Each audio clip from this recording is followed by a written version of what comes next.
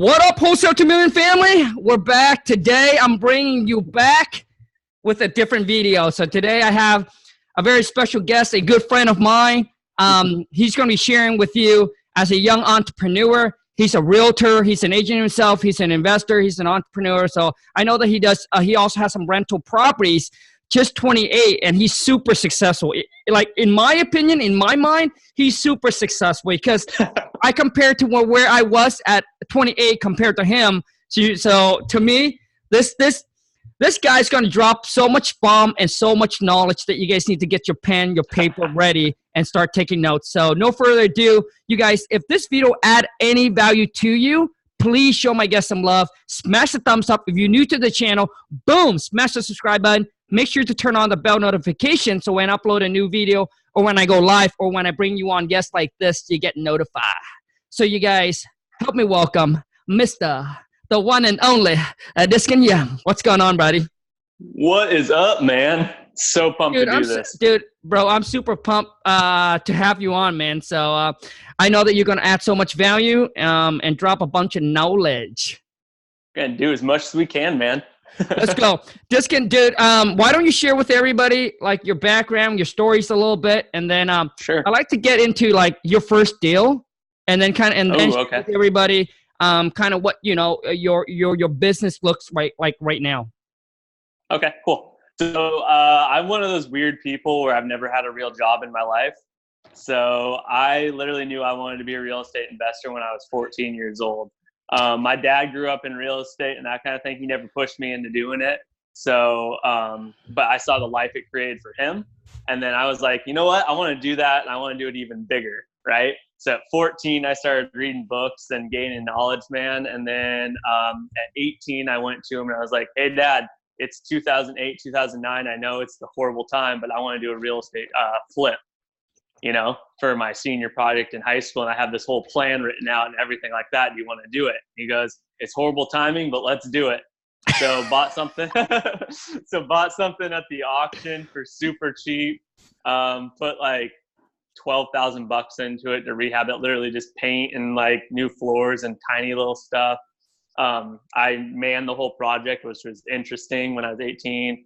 And then we sold it. I think we made a whole $7,000 on that first flip. Woo! Right? So that was back 10 years ago or so, which is crazy to think about now. Dang, bro. I mean, what an amazing dad. Because 2008, when the market, that's when the market was bad. And your dad's like, well, if that's what you want to do, I'm going to support you. Let's rock and roll. Let's do it. Yep. And he's the classic guy where he's like, well, if you've done your research, I'll do it. But if you haven't done your homework, I'm not doing anything with you, kind of thing. So I like that too. Hey, so Diskin, how long did that project took you? That first one took about 3 months to finish. Okay. So my very first one, I was new to everything. So made 7G? Made a whole $7,000. Boom. But I say that's pretty dang good when the market was bad like that.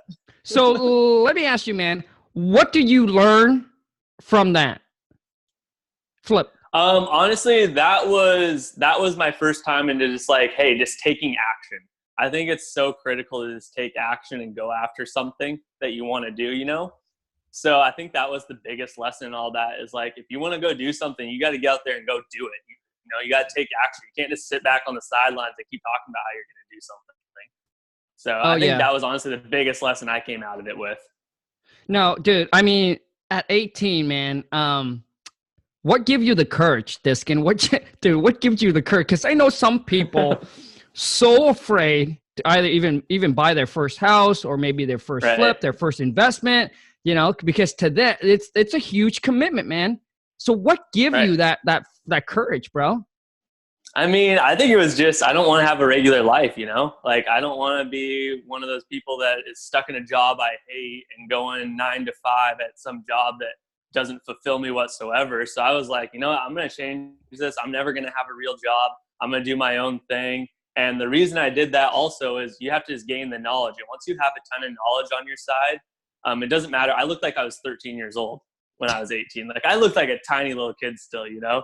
And the way I got past that was I just felt like I knew more than whoever I was going against. So that really brought up my confidence a ton, is just being backed with a ton of knowledge. Wow. Okay. So, bro, so at 14, you know that you want to become a real estate investor. At 14, I was playing, dude, at 14, man, I was picking berries, bro. so Diskin, I mean, how do you know what you want at such a young age? I don't know if you can answer that question, but how do you know? I don't know if you totally do know. I just knew I didn't want to do the normal job. I think that's all I knew. And my dad being in real estate and us having a good lifestyle coming up, and he would always hound like, oh, I got this because of my real estate investments. I got this because of my real estate investments. And I was always like, well, I want to be able to do that for my family one day. So it was kind of just a natural progression of like, hey, that's what he's doing. I want to be able to do that for my family. So I should try to start following that same path then, you know? Gotcha. So Diskin, so at 14, you were reading books and you were already learning the whole real estate investing side? Exactly. Yeah. Okay. So at 18, you felt like you got the knowledge, so you're going to pull the trigger. 18, I felt like I was ready to go for it. And then I got my real estate license after that and kind of progressed from there. Bro. I mean, I wish I had that mindset, because I work at a job for 8 years because I had the wrong mindset. Yep. So I mean, I don't even think it matters when you start it, though. Still, it's all about the mindset, you know. Absolutely, 100% agree. Right. So so Diskin, so tell us a little bit of kind of where you're at right now in your business, bro. Okay. Yeah. So like I kind of just mentioned, I got my real estate license when I was 18, and that was literally just because I got out of high school. I went to college here where Kong and I live in Bellingham at Western Washington University. And then I was like, well, I want to be a real estate investor. How do you become a real estate investor? So I was like, I might as well just go get my real estate license, because that's all I knew how to do. So I went and got that when I was 18. So I was doing like flips, a few wholesale deals here and there, and then also going to college and agent as well. So learning kind of all the sides of the business. Went to tons of different classes, seminars, bought programs, all that kind of stuff that's available. I was just soaking it up like a sponge, man. Like when I was going to college, if you ask any of my friends that I went to college with, they're all like, Diskin was always just looking up real estate investing stuff. Like that's all he was doing, because that's all I cared about. Like I was like, yeah, sure, I'm going to go to Econ 204 or whatever, but also I'm going to be listening to real estate investing books on the way there. So that's what I was doing.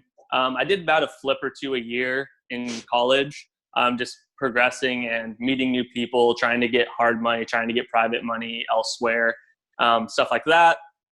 And then started buying rentals a little bit later on too. So that's kind of where I'm at right now, is not only am I trying to do a few flips here and there and wholesale deals if they come along, but also I'm really big into trying to find creative real estate holdings for myself. So just bought a duplex a month ago, bought a fourplex not too long ago, and also have another house with a little ADU, kind of like a duplex as well. Wow, bro. Okay, so now, dude, how do you know, like, do you graduate from college? Yeah, I did. I got an econ degree. Okay, so why didn't you pursue that, but continue the whole real estate investing? Honestly, it was more, I got to a point where I didn't even feel like I needed to still be in college. And my dad actually was the one that was like, you should just drop out. You're doing a lot better in real estate investing and all that as an agent anyway. And I was like, I was kind of at a point though where I was like, I'm 2 years in. I kind of want to finish what I started. Just say I did it kind of thing. So finished econ, but honestly, so that's a business major here at Western. And the whole time though, I was trying to pivot it to how can I apply this to real estate investing? And I think it adds a little bit more of a degree of certainty when I'm working with people who say at least graduate from college. But honestly, the real life stuff is the more important stuff for sure. Oh yeah, man. Oh yeah. So now, as you know. Yeah. So bro, so for those that are like deciding, right? Because I guess my democratic, or the people that are listening between the 20 something to like 30. So for those that are deciding, dude, it got to be my internet. I'm not sure why. But for those that are debating college or getting into real estates, what's your take on that? Between going to college and getting into Uh-huh. real estate and all that, Mm. I think a lot of people, especially for real estate, people think it's going to be easy. And I think that, and the same can be with college. I don't think any of them are necessary. It's like, I don't think it's necessary to go to college. I think it is right for some people. I think some people maybe have a passion for something that requires a college degree. Yes, you should absolutely go for it. I know people have graduated college and gone into that field and love every single day. That just wasn't for me. Although I finished college, I didn't go into a job from that degree, right? So I think you kind of have to know yourself and don't just like, also real estate investing is not for everybody as well. So you got to kind of go after it for a while, realize it's not easy. Like you didn't just fall into doing all this business, right? It takes a lot of hard work. And I think a lot of people don't realize that it does take hard work and it's not going to just come easy. So that's the kind of thing I always push to.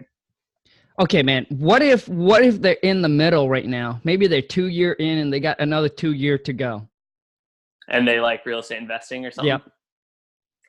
Honestly, I think especially the money is probably better served going after real estate knowledge. So if you have a limited money, if you're going to say, I could spend $10,000 on college, or I could spend $10,000 and buying Kong's 2K class and all that kind of stuff, that's probably a better use of your money in that overall than college is going to be, especially. Okay, man. So now, just what is your take? Because I know that you're kind of doing both, and I have a lot of people ask me on this. Is that being an agent and being an investor? What's the pro and what's the con? Because I know a lot of people ask about that. Right. I mean, the pros are obviously if you're doing flips and things like that, you can sell your own. You're getting all the MLS properties that come through. And I think honestly, just being around other people in real estate, you do start to gain a lot of knowledge just because you're surrounded by real estate all day. The cons are realtors, especially in Washington, out there, they're held to a higher standard. And so like, technically you can't go and try to buy a house from a seller and tell them it's worth 200 if you very well know you could probably sell it for 250. So you can't really do that as an agent because you're held to a higher standard. So wholesaling is really hard ethically for a real estate agent. So that's the hardest part, I would say. So there's definitely pros and cons to both. I would say if you're going to just be a full-time investor, I don't think you should get your real estate license personally, but I do know some other people have just different opinions on that. Gotcha. So now, what I want to know is, let's talk about your first rental property. How do you get? Could you walk us through how do you got to lock up and all that? Walk us through the numbers, man. Okay, I'll do the one I just bought because I think it's the best story and I think it kind of shows the most. So what I do most of the time is I write letters to sellers and I have a full criteria of what I'm looking for. Especially what I'm looking for is I don't like using a bank for financing. If possible, I like to use the seller for financing. So I do seller financing a lot. Actually, Kong and I worked out a deal a couple of years ago doing owner financing. So that's my way to go about it. So what I'm looking for is people with significant equity in their house. So doing a search for people that have owned it, for 7-8+ years at least. So I know they have some equity in the house. And I was looking for a duplex at the time. So going through the areas I like with some criteria like that, and I write letters basically saying, hey, buy your house, please call. You know, I make it very personal where it's me asking, me personally. And probably 4 months ago, I get a call from a lady. She's like, "Hey, you wrote me a letter." And I was like, "Wow, I haven't wrote letters in about a year and a half. Who knows when I sent this letter? It had to have been 2 years ago. I sent her the letter, and she must have just filed it away. And then when she was ready to sell, pulled it out.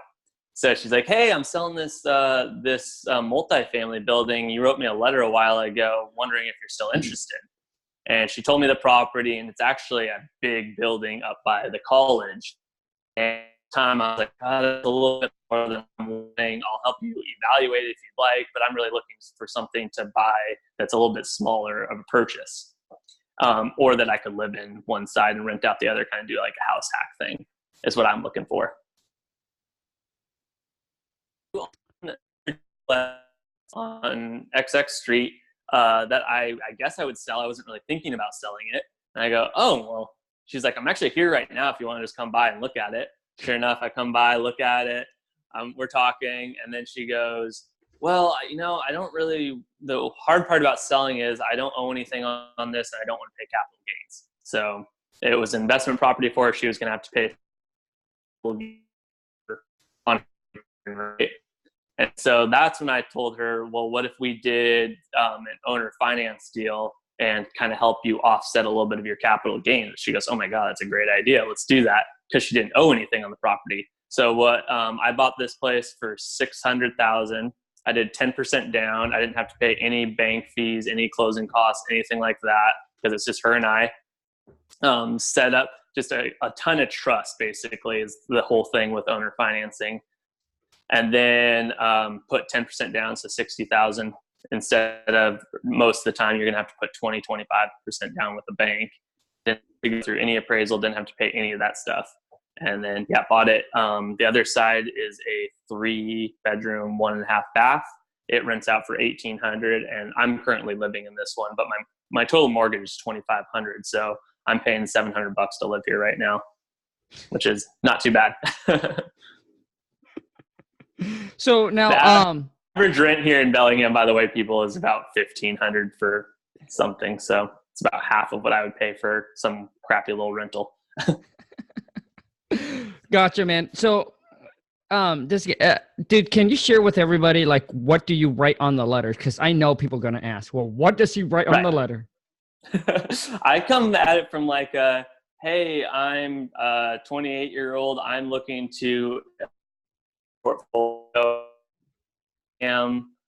This is only just for myself. If you're interested in selling, let me know." I could share with you one of my letters if you want, but it's pretty simple. I like to just keep it as personal as possible. And so if someone that's reading it, the reason she called me, she's like, "Well, I remember when I was younger trying to buy real estate and how hard it was. So I wanted to help out somebody that was in the same position as I was, 30 years ago." I was like, that's perfect. So wow, bro. So now, so this one here, is it 30-year or what?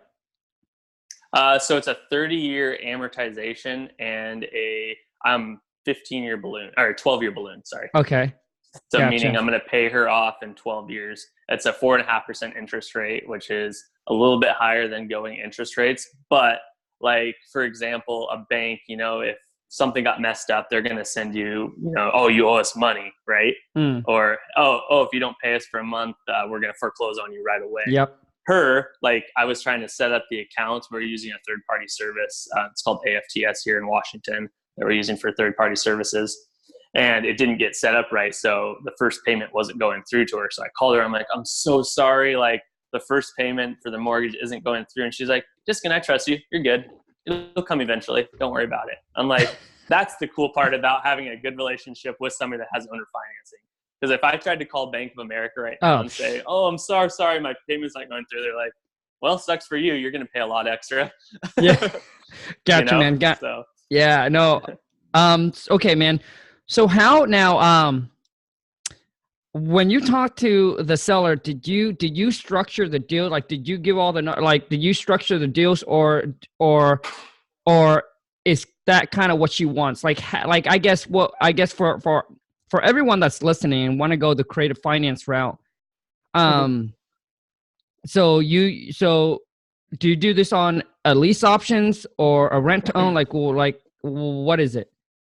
Nope. I just did an actual regular purchase and sale, whatever contract you would use.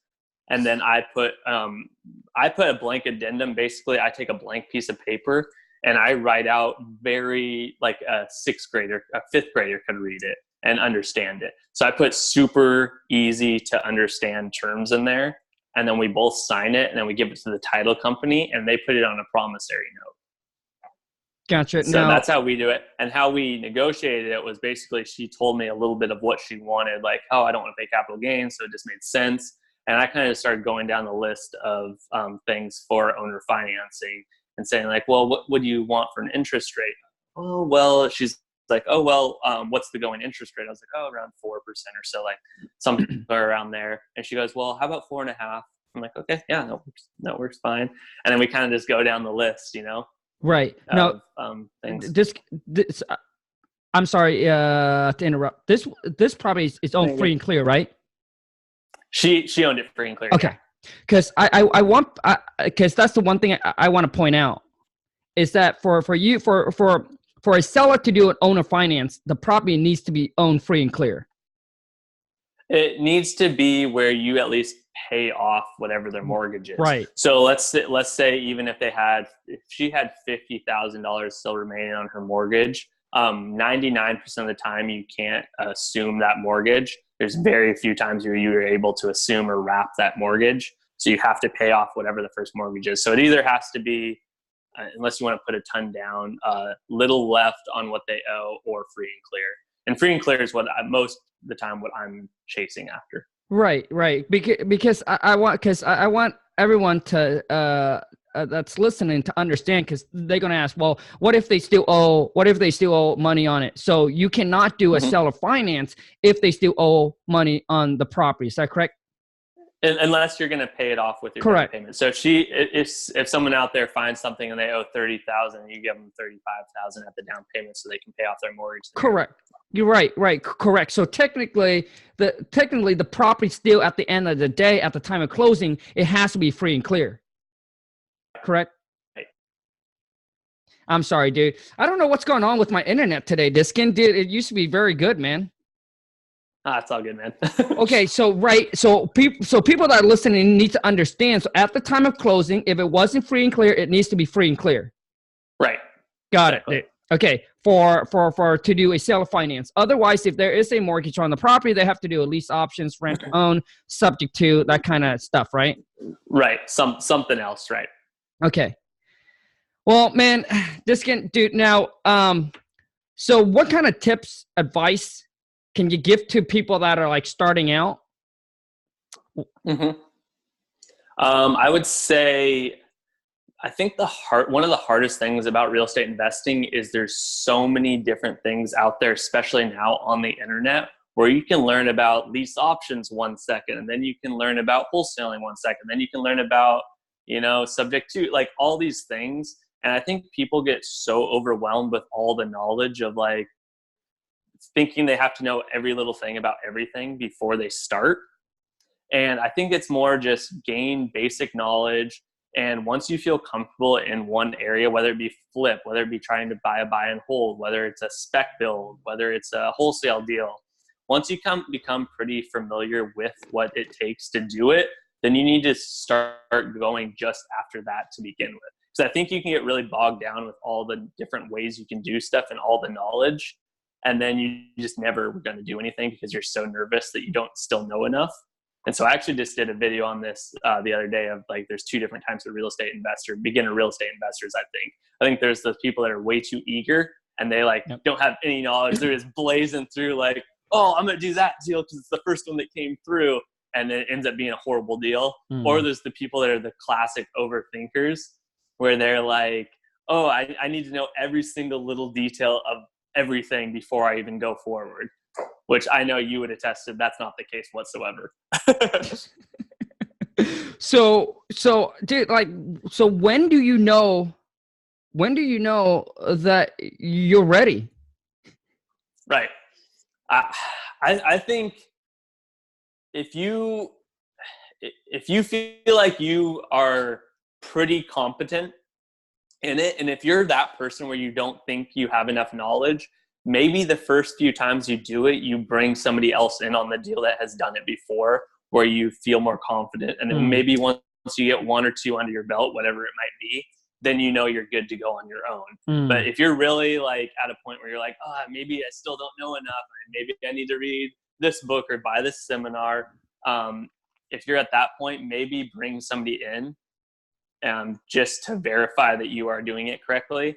And then kind of once you're done with the deal, I always like to sit down and break down the deal and what went wrong, what went right, and what I would change next time I'm doing it. Awesome, man. Whew. I hope you guys took notes on all of these. So, Diskin, man, let's wrap it up. How do people connect and get it? What? Cool. Yeah, bro, how do people connect and how do people connect with you? YouTube, Instagram, all that stuff. My Instagram is at diskin.re, and then YouTube, just look up Diskin Young, and I'll pop up there. That's it. I know that, dude, for those of you who wants to learn more, so kind of give people the breakdown, man. So what are you going to teach people on those platforms? Like, what can they find? Right. Like, I kind of just do, I kind of edge towards the beginner investor and just person that's interested in real estate and finance in general. So I kind of lean towards that kind of stuff. I'll talk about stocks even every once in a while, beginner investors, little tips and tricks, mostly for the beginner real estate investor that maybe just feels like they need a little bit different way of looking at things. I even talk about like weird things like compound interest or, financial things like that. Okay, man. Diskin, one tips that you can give right now to a beginner investor, man. Take action. And I know I already said that, and I know it's really easy to say, but if you don't start at some point, you're never going to. And I think that it just drives me nuts when people are always talking about doing something and never actually take action. So if you're thinking about doing something, you need to dive in. And that means even if you're kind of thinking about becoming a real estate investor, and you have been for the last year and a half, you're looking at Bigger Pockets, you're watching Colin, you're watching my videos, whatever you might be doing, and you're like, oh, I might do this one day. At some point, you're just going to have to dive in. And you're either going to realize you like it or you don't like it. You're either going to realize it's for you, and then you're going to be like, I really wish I would have started way sooner. Or you're going to maybe realize this isn't for me. And that's fine too. But you just need to make that commitment and actually take action on whatever you're doing. Boom. So, hey, man, Diskin, I want to say, man, thank you so much, bro, for your time to jump on. Also, to you guys, you have any questions, anything like that, comment below. If you haven't followed my man already, go hit him up. He's going to drop you guys a lot of bomb on his platform, a lot more different stuff than I talk about. All I talk about is a lot about wholesaling. Diskin is going to share with you guys like everything about real estate investing and all of that you guys want to learn. But like he said, man, just like Nike, just do it, bro. I have one story before we go that I have to tell your channel because I love this so much. Okay, let's go. So you guys, I've known Kong for about 10 years maybe? Yeah. And which is crazy to think about. Him and I used to be in an investment group together. I remember Kong was always doing flips, and he was always amazing at finding the deal. I remember he would come to us in the group and be like, hey, this is what I got. And they wanted 200, but I got them down to 104. And you're like, I don't even know how that works. Or I remember one story where a tree guy paid him to take down Kong's tree. Things like that. So Kong's one of the best negotiators I've ever met in my entire life. Like probably the king when it comes to that. But he was never all that great at doing the flip part. He just, it wasn't his thing, right? Which he realized. And then I remember him specifically saying, Diskin, what about this whole wholesaling deal? I'm like, oh yeah, you'd be good at wholesaling. Here's what it is. Like, here's what wholesaling is. I kind of tell him 4 days later, I kid you guys not, 4 days after I kind of tell him what wholesaling is, all of a sudden I get a call. Hey, Diskin, how do you do this whole wholesaling thing again? And I'm like, well, what do you mean? He's like, well, I think I got a pretty good deal. And so I kind of tell him a little tiny bit.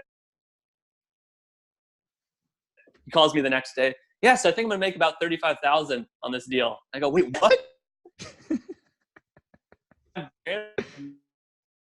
maybe. He's like, yeah, I got it. And sure enough, it closed in a week, and Kong got like 35 grand for his very first wholesale deal, and he hasn't stopped since. And it was just insane.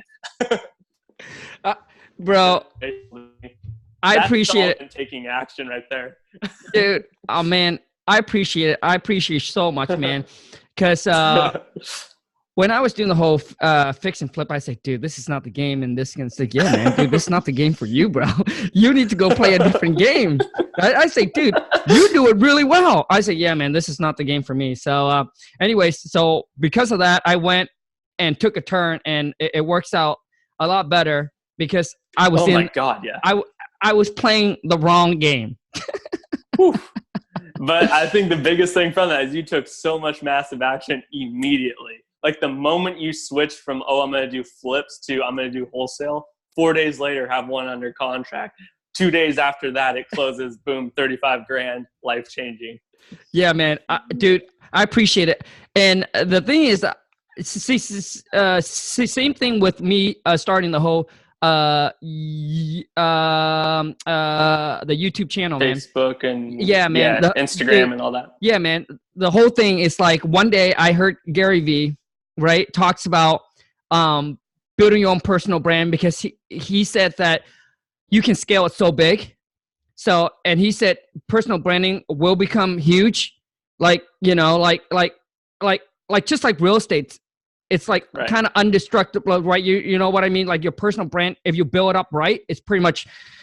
So I listened to that. Next thing I knew it, I took the phone out the next day and did my first video. And here I am today. It's just crazy. But you guys, those of you who's listening to, man, it's just like Diskin is saying, you cannot just keep on learning and learning and learning and learning. You just got to go out there and just do it.